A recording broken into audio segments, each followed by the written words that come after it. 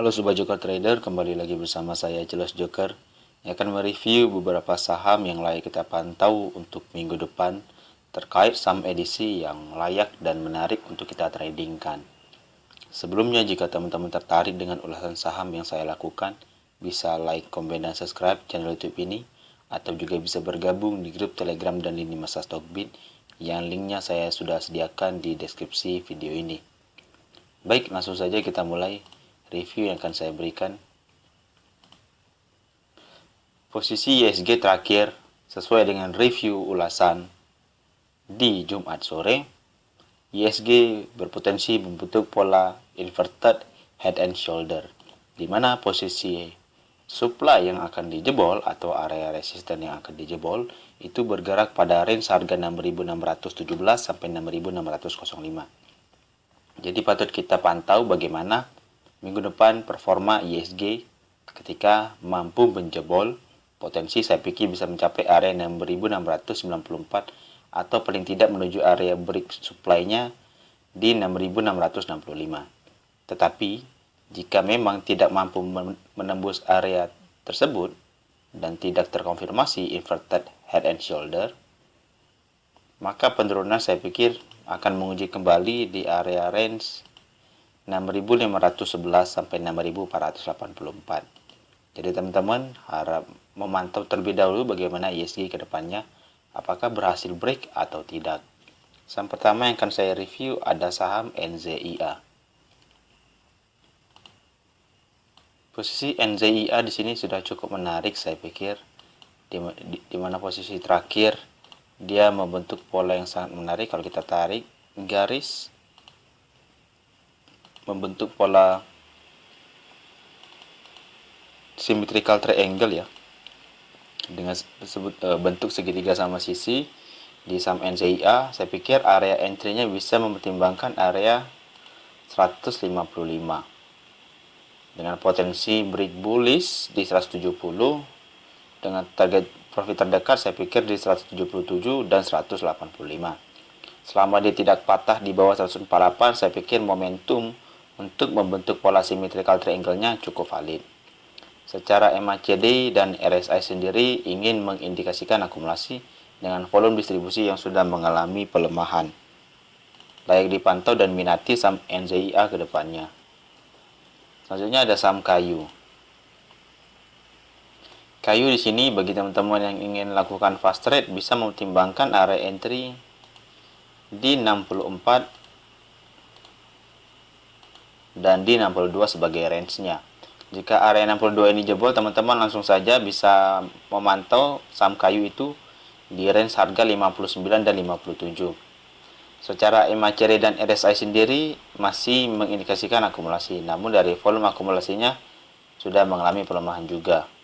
Jadi saya pikir lagi diminati untuk saham kayu jika teman-teman ingin fast trading ya.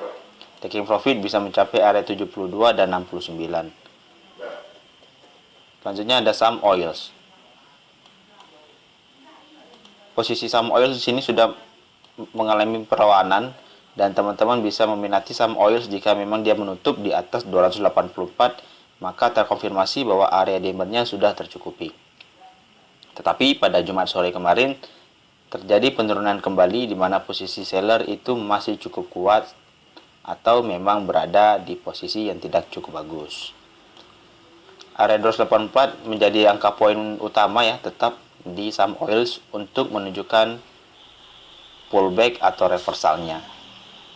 Area break bullish di 308 jika mampu menembus, saya pikir potensi menuju area 336 dan 350. Secara MACD dan RSI sudah menandakan menuju ke atas secara perlahan dan saya pikir lagi diminati saham oils di minggu depan. Selanjutnya ada saham BNBA. Posisi BNBA di minggu kemarin kita melakukan review itu lakukan buy on weakness di 1475 sampai 1450 dan sekarang sudah floating profit. Jika teman-teman ingin entry atau sudah entry itu sebesar 43%. Selamat cuan bersama untuk Sobat Joker Trader. Mengapa? Karena posisinya yang sudah kita tentukan, dia berpotensi membentuk pola cup and handle dan break dengan volume yang bagus. Dan posisi pola patternnya bullish, channel, dia sudah membentuk pola higher high dan higher low, higher high dan higher low, dan posisinya akan membuat kembali higher high. Dan sekarang saya pikir minggu depan berkemungkinan BNBA terkonfirmasi membentuk pola higher high-nya kembali. Lalu setelah higher high-nya terbentuk, next-nya apa? Maka akan terbentuk higher low. Maka jika teman-teman ingin trading di saham BNBA, bisa mempertimbangkan untuk buy on weakness saja di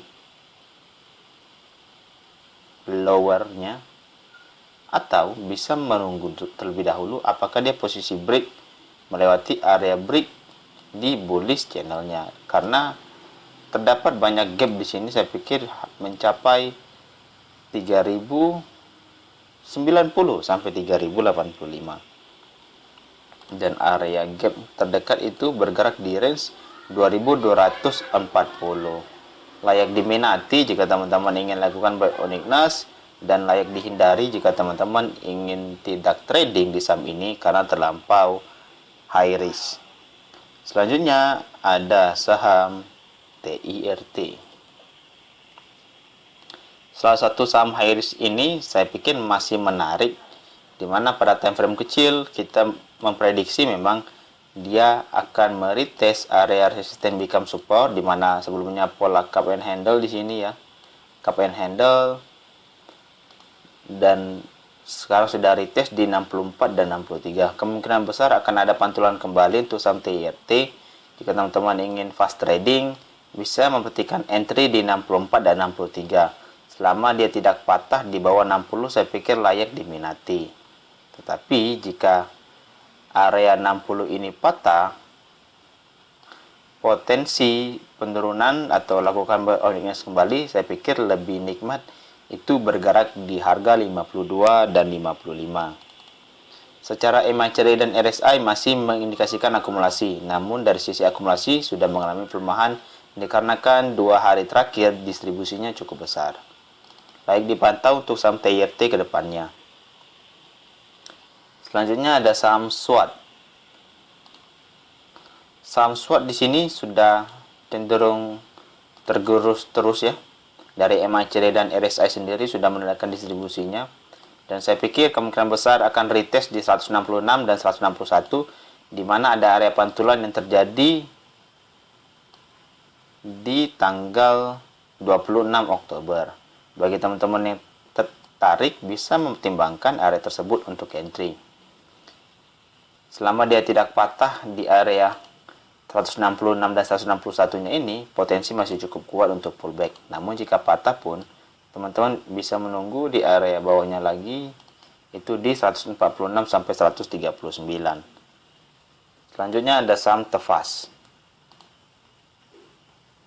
Tefas di sini membentuk candle doji terakhir, di mana polanya sempat membentuk pola bullish divergent, namun sudah mengalami posisi distribusi kembali dengan MACD dead cross.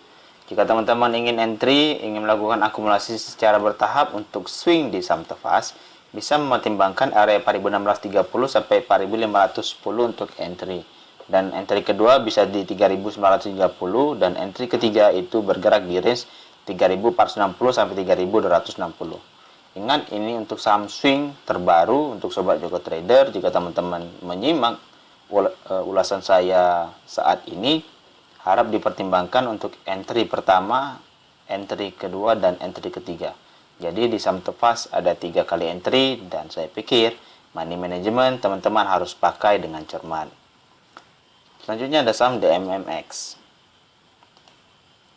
Digital Media Tama di sini posisinya masih bergerak di area range demand, bergerak di range 2540 sampai 2450. Area targetnya masih cukup sama ya, break bullish di 2800, break supply itu di 2960, dengan target optimal kita masih di range harga 3460 sampai 3380. Atau secara trading plan berpotensi mendulang profit 18% dengan stop loss bisa mencapai 4%. MACD dan RSI-nya sendiri sudah mengindikasikan akumulasi. Jadi saya pikir like diminati itu saham DMMX selama bertahan di area range demand-nya ini. Selanjutnya ada saham AYLS. AYLS di sini terakhir membentuk candle doji seperti candle dragonfly. Jadi teman-teman meminati jika dia mampu break di area 152 dan 149. Jika dia mampu break secara pola pattern, kalau kita lihat kemungkinan besar yang akan diuji ada 154, 158, 163 dan 169 dengan target profit sesuai dengan lebar pattern minimal dia mencapai area 191 atau dia menuju area break supply atau supply gap kita ya di range harga 216. Jadi kita tunggu saja untuk AYLS apakah teman-teman buy on breakout di posisi supply atau bisa menunggu akumulasi yang mendekati di area 135 dan 130. RSI dan MACD-nya sudah menandakan ingin bullish dengan volume distribusi mengalami pelemahan. Diminati saham AYLS di minggu depan. Selanjutnya ada saham MPPA. MPPA di sini masih bertahan di 0618 di mana posisinya sudah retest area supply-nya. Jika tidak kuat potensi bisa mencapai area 495 sampai 435. Bagi teman-teman yang tertarik untuk saham MPPA, sebentar lagi akan mendapatkan posisi hari raya yang tahun depan juga ada Imlek dan akhir tahun ada hari raya Natal atau tahun baru. Teman-teman bisa mempertimbangkan untuk ambil event itu. Kemungkinan besar MPPA akan mendulang profit dari penjualan produknya di hari raya. Tetapi jika secara teknikal tidak cukup bagus dan tidak mampu melewati area 675, teman-teman bisa melihat untuk range buy on weakness-nya di 495 sampai 435. MACD dan RSI sendiri memang mengindikasikan akumulasi. Namun dari sisi teknikal dan dari sisi harga tidak cukup kuat melewati area supply-nya ini. Layak dipantau dulu untuk kedepannya MPPA. Selanjutnya ada saham laba. Posisi laba di sini membentuk area base yang cukup kuat. Dan saya pikir area base-nya bergerak di dua area ya, di 198 dan 189. Jika teman-teman tertarik untuk saham laba bisa mempertimbangkan dua area entry tersebut untuk melakukan akumulasi secara bertahap. MACD dan RSI-nya sendiri sudah menandakan ingin bullish dengan volume akumulasi lama-kelamaan menuju area 0. Dimana jika mencapai area 0 berarti posisi laba sudah cukup bagus untuk reversal. Area break bullish di 222, area break supply-nya saya pikir di area 253 yang layak diminati. Karena di sini ada supply gap yang cukup besar ya, mencapai area 534. Selanjutnya ada saham GSMF. Posisi GSMF di sini terus digoreng ya.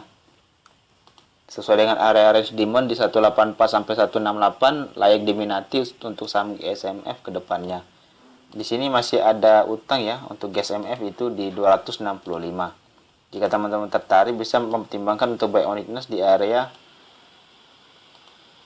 198 sampai 191 atau bisa menunggu di area race base-nya di sini 184 dan 168. MACD dan RSI-nya sendiri ingin mengindikasikan akumulasi. Layak diminati untuk saham GSMF di minggu depan. Selanjutnya ada saham Greenwood Sejahtera.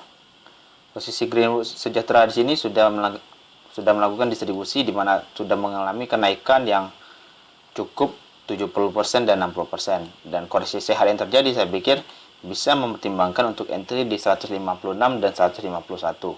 Kemungkinan besar minggu depan akan tercapai target penurunan ini dan teman-teman bisa mempertimbangkan buy on weakness di saham GWSA. Selanjutnya ada saham GPRA. Posisi GPRA di sini akan menguji area supply-nya lagi ya di 85 dan 84. Jika 85 dan 84 ini tebus, posisi lanjutan bisa mencapai area 94 dan 101 dan target kita sesuai dengan pola cup and handle-nya itu bergerak di 97 sebagai awalan break bullish. Jika teman-teman tertarik, bisa memperhatikan area demand-nya saja di 80 dan 77 untuk lakukan pembelian secara bertahap.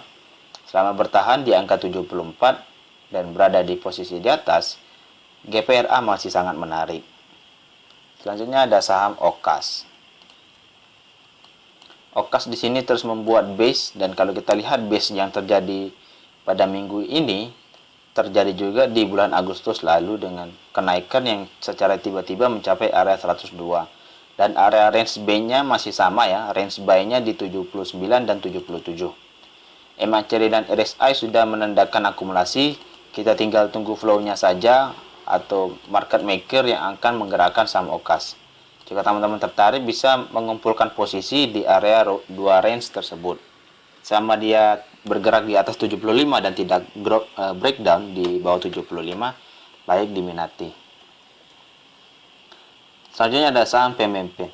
Bagi teman-teman yang sudah mengikuti rekomendasi swing dari Sobat Joker Trader, sekarang sudah bertahan ya di atas 484 dengan profit di 5-6%. Area taking profit sudah mendekati ya di 576 dan 566. Area profit optimal itu bergerak di range harga 662.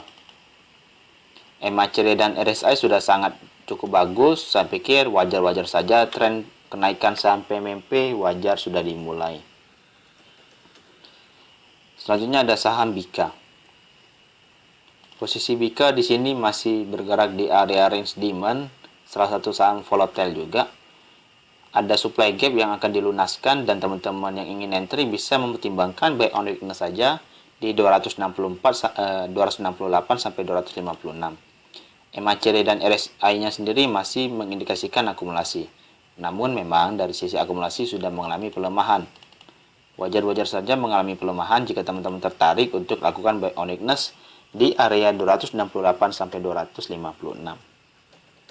Selanjutnya kita akan updating saham BBCA. BBCA di sini saya pikir membentuk pola bearish channel yang cukup menarik, di mana posisinya lagi bertahan di 7.400 sampai 7.325. Secara MACD dan RSI sudah menandakan ingin bullish.